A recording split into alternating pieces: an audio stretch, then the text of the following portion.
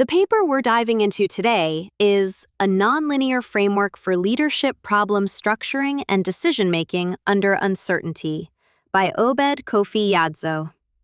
Yeah, I saw that title and I thought, whew, okay, this is not just another rehash of leadership cliches.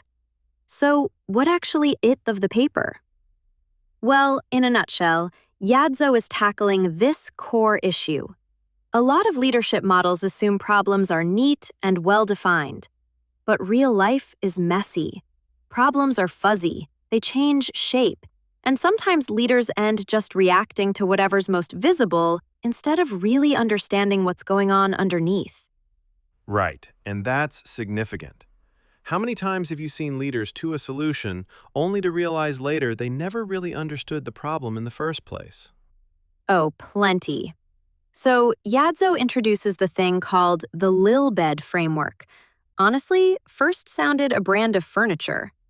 Same here, but it's actually in a little for 6 stages: problem sensing, immersion deconstruction, simulation, and collapse. Which, if you diagram it out, it looks more cyclical than linear. Yeah, that's a key argument. Problem isn't a straight path. It's more like go and forth, especially in environments with a lot of uncertainty. So let's run through stages quick. The first is problem sensing. It's just noticing something's off, right? Exactly. Early warning signs, even if they vague, leader tunes in. Then comes immersion, where you dig and get closer to what's actually happening. Sort of like getting hands dirty. After that, deconstruction.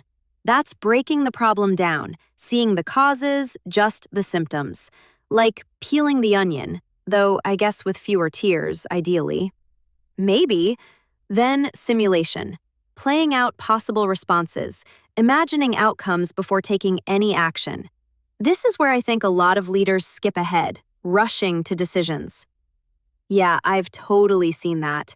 Next, entitlement. That sounds quantum, but here it means factoring people, stakeholders, reactions, who's influenced who back. Finally, collapse. It is a break the decision, acting on it, and reducing uncertainty. Of course, collapse makes it sound dramatic, which sometimes it is. Like how this model zooms out, too, by introducing the idea of a problem field. It's not the issue itself, but also information, rules, personalities, and time pressures, all swirling. Yes, the problem field idea helps frame why leadership decisions flop. Not necessarily the solution is bad, but because the actual problem wasn't understood in context. Totally.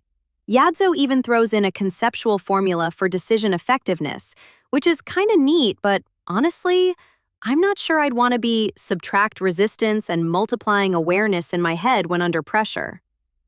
Right, although it definitely highlights how many moving parts there are: awareness, analysis, alternatives, stakeholder alignment, then resistance, too. It's a good conversation starter, if nothing.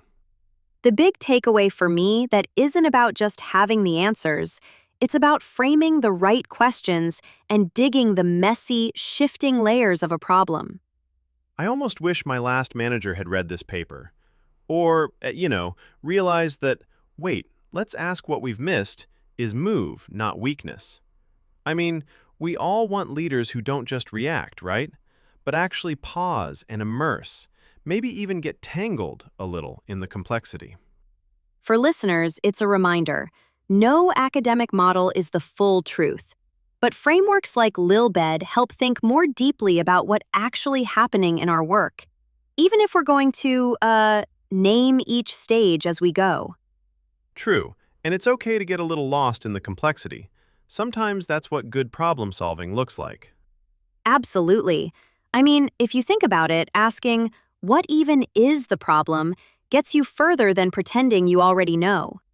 Just giving up and buying that Lilbed sofa we joked about earlier? Ha! Maybe is the real answer. But in all seriousness, for anyone tackling tough decisions, this paper's worth a read. Agreed. Not the final word, full of things to chew on.